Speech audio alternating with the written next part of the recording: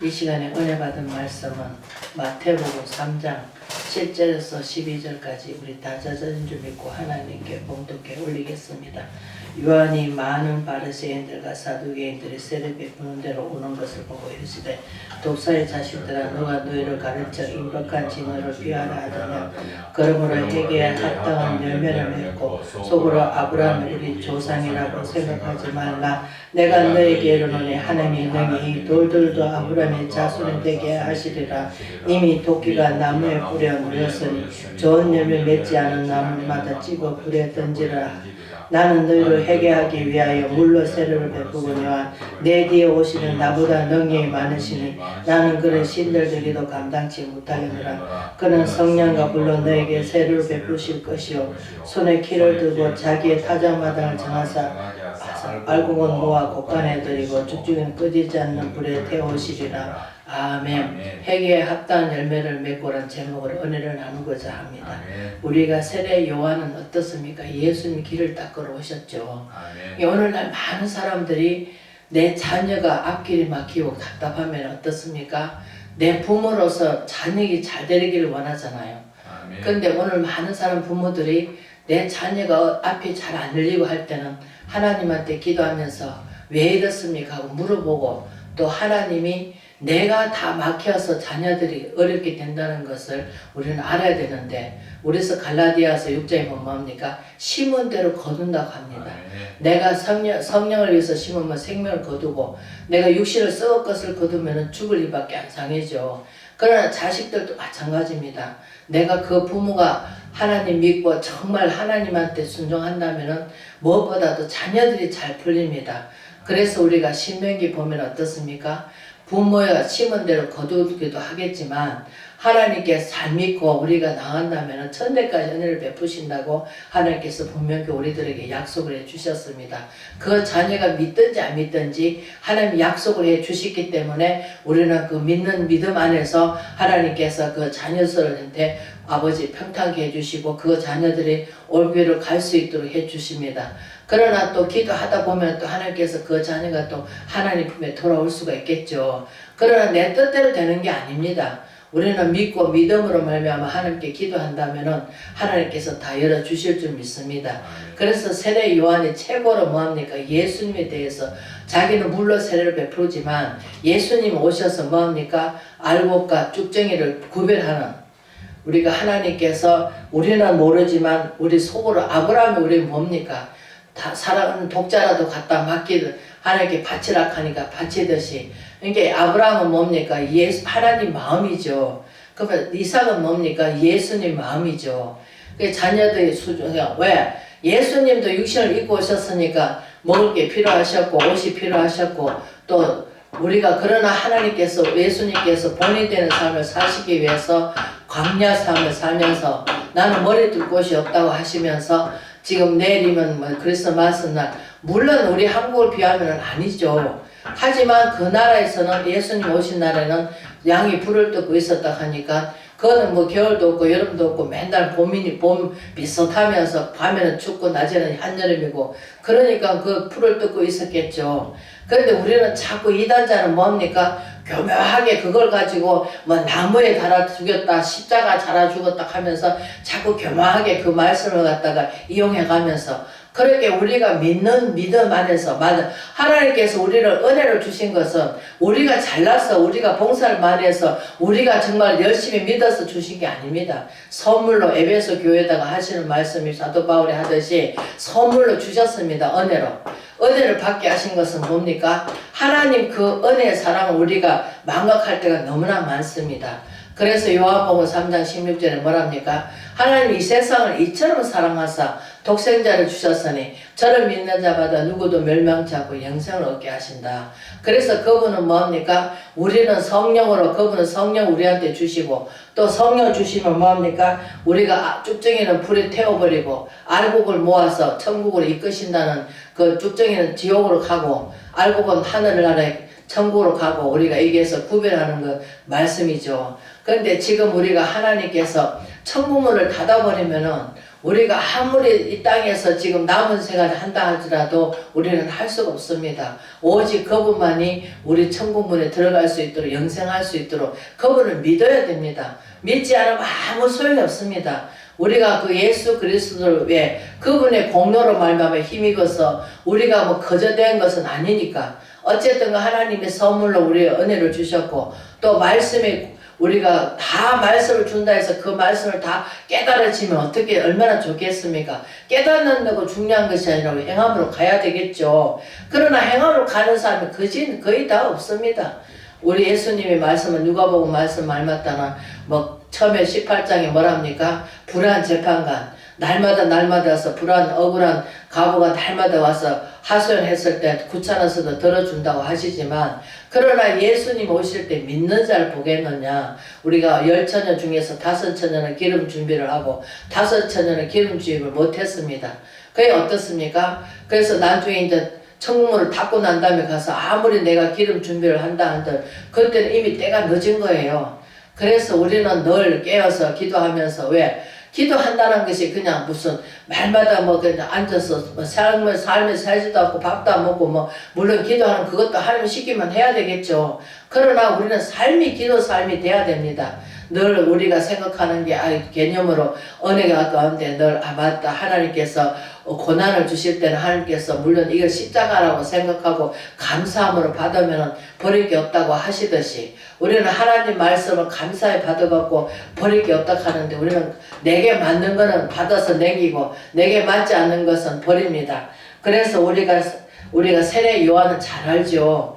그러나 그 세례 요한이 뭐합니까? 세례를 베풀기 위해서 누구한테? 예수님한테. 예수님이 육신으로 오신 그 세례를 갖다가 하나님 아들인데 세례 받을 필요가 없죠. 그러나 본이 되는 삶을 사시기 위해서 너희가 세례를 받아야 된다. 왜? 그래야 거듭나는 삶을 산다. 그러시면서 하나님의 자녀답게 살고 하나님께서 우리가 성령의 세례를 받지 않으면 어떻습니까? 그러나 우리가 모세를 알만하시 모세는 돌판에다 하나님께서 십계명을 주셨지만 그러나 이 시대는 뭡니까? 우리 마음판에 뭘 주셨습니까? 성령을 주셨단 말이에요. 왜? 말씀에 성령이 안 들어오면 우리가 말씀을 왜곡할 수가 많죠. 우리 이단자 말마다는 14만 4천 명만 하나님이 들려가고 어릴 때 하나님께서 뭐라 하십니까? 인간은 할 수 없지만 하나님께서는 천국에 갈 수 없지만 그러나 하나님께서는 모든 것을 다 하실 수 있는 분입니다. 그렇기 때문에 하나님 마음이 중요한 것이지 인간의 마음이 중요한 건 아니잖아요. 근데 우리는 끝에 가다 보면 예수님이 나타나야 되는데 이단자는 뭡니까?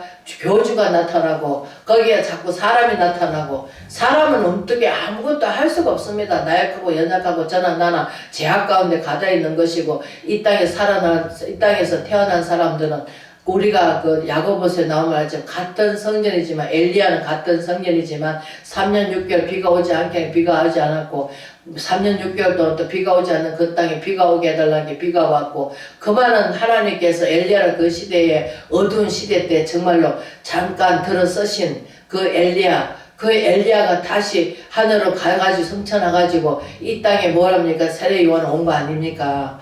그러면 세례 요한이 왔는데 와가지고 누굴 길을 닦았습니까? 예수님의 길을 닦았고 예수님에 대해서 죄를 지고 어린 양이다. 세상 죄를 지고 가는 어린 양이다 하시면서 그렇게 하듯이 우리도 속으로 뭡니까? 아브라함이 믿음을 본받으라는 거죠. 믿음이 아브라함이 본받지 않으면 우리가 구약의 그 믿음이 뭡니까? 아브라함이 그 노새에 아들을 얻게 된 우리 인생의 사람을 생각하는 가능하지 않죠. 살아는 경도도 끝났고 여자들은 경도 끝나면 생산할 수가 없죠. 그러나 희귀주기에 인도네시아인가 어딘가 70 넘었는데 하나님께서 어떻게 했는지 모르겠지만 인간이 연구해가지고 어떻게 했겠죠. 그래갖고 아기를 낳았다고 말이 나오고는 있겠지만 그러나 소수의 어쩌다가 한 명 정도 그런 거지 다는 그렇진 않잖아요. 그러나 하나님께서 우리가 세상에 돌아가다 보면은 별 희한한 이기한 일들이 많이 일어나잖아요. 그래서 우리가 세대 요한이 뭐합니까? 이미 도끼의 나무에 뿌려 놓은 열매 맺지 않은 나무마다 찌개 불어 던지리라.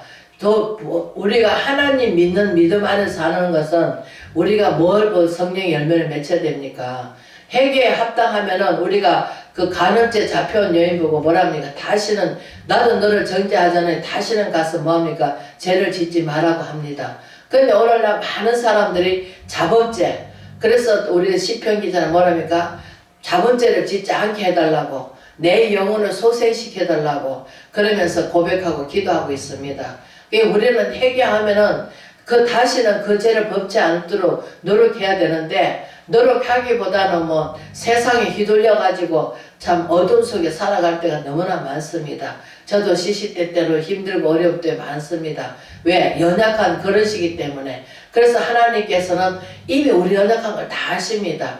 그래서 찬송을 부르면서 우리가 힘을 얻는 게 뭡니까? 하나님께 찬송하면서 내 나약함을 드러내는 거잖아요.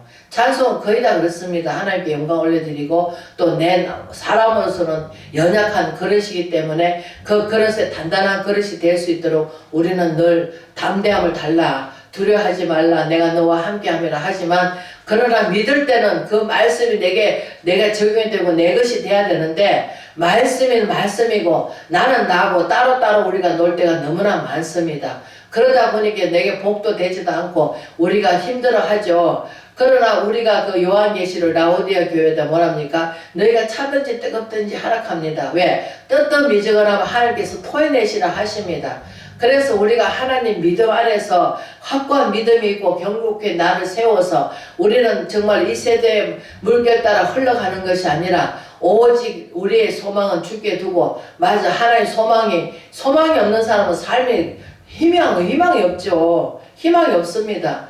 그런데 제가 이제 당분간 참 어려운 그런 것을 많이 봤습니다. 사람이 그냥 멀쩡한 사람이 치매가 걸려갖고 자기도 잃어버리고 자신도 잃어버리고 살아가는 그런 삶을 봤습니다. 근데 지금은 질병이 너무나 많아요.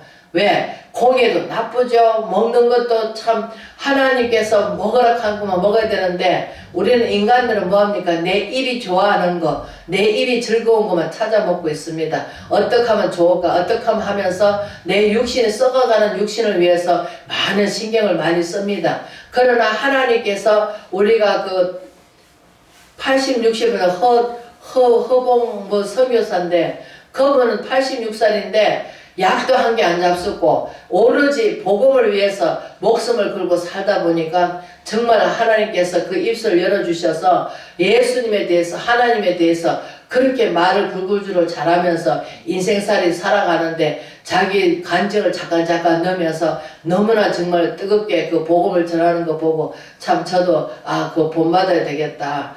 그 사람이 하는 행동 본받는 게 아니고 정말 하나님 예수를 위해서 미치지 않으면 그렇게 할 수가 없다는 거죠. 예수에 대해서 미쳐야 됩니다. 미치지 않으면 우리가 아무것도 할 수가 없습니다. 왜? 거기에 대해서 우리가 집착해야 되는데 어디에 집착하고 있습니까? 세상 것에 집착을 많이 하고 살아가고 있습니다. 나부터도 마찬가지입니다.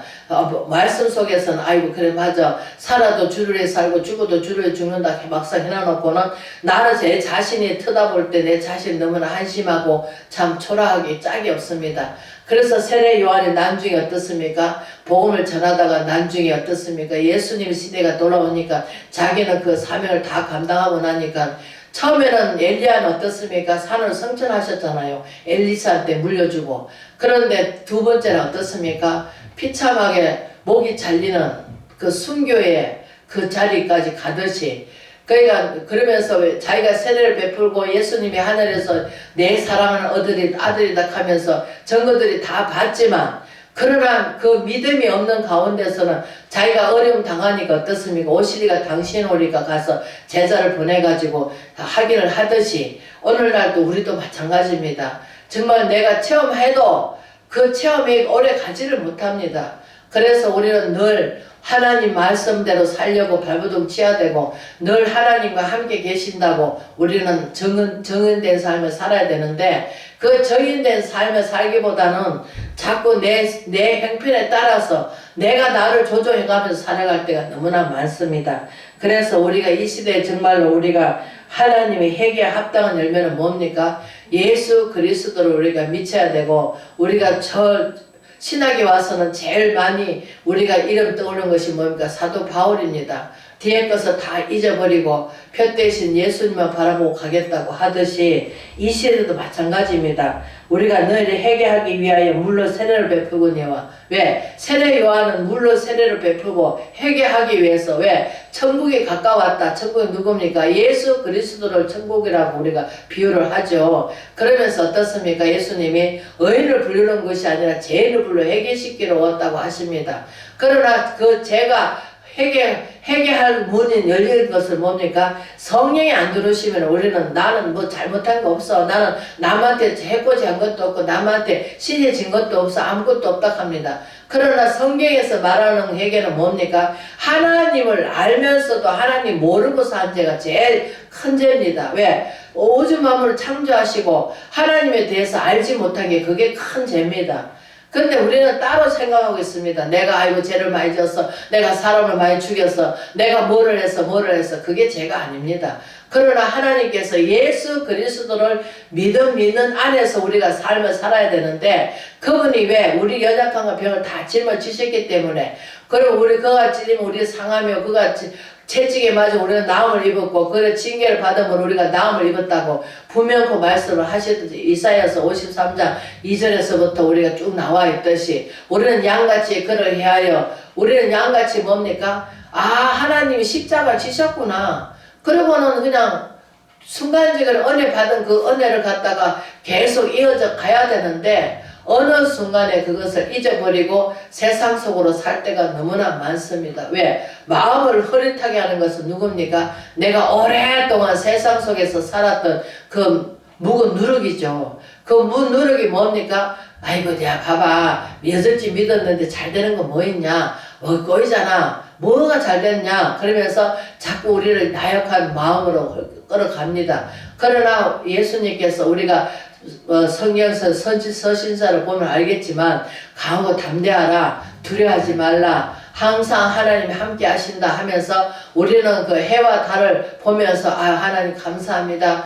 아주 이렇게 인간들의 삶을 살기 좋게 이렇게 다 만들어 주시고 우리가 이런 곡식을 심었다가 주인이 그 아이고 이 곡식이 잘 될까 저것이 잘 될까 미리 예배를 하지 않잖아요. 그러나 그냥 뿌려놓으면 어떻습니까? 그 자기 때가 돼가지고 이런 벼 늦은 벼 하나님께서 햇빛을 줘가지고 잘 돼가지고 그것이 어떻습니까? 그러나 중간에 어떻습니까? 또 우리 지금 이 시대는 막 농약도 쓰고 막 독한 약도 뿌리지만 우리가 하나님의 쪽을 바라보면은 정말로 인간들이 다 흩어지고 더럽게 것이잖아요. 왜? 사람들이 마음을 갈팍게 하니까 갈팍게 한 게는 뭡니까? 우리가 하나님 마음으로 항상 이 마음을 품어라. 그리스도 예수의 마음을 품고 살기보다는 세상 것이 더 좋고 또 어디에 한번 집착되면은 거기에 우리가 막 밥을 비비듯이 거기다 집착될 때가 너무나 많습니다. 그래서 우리는 하나님한테만 집착되고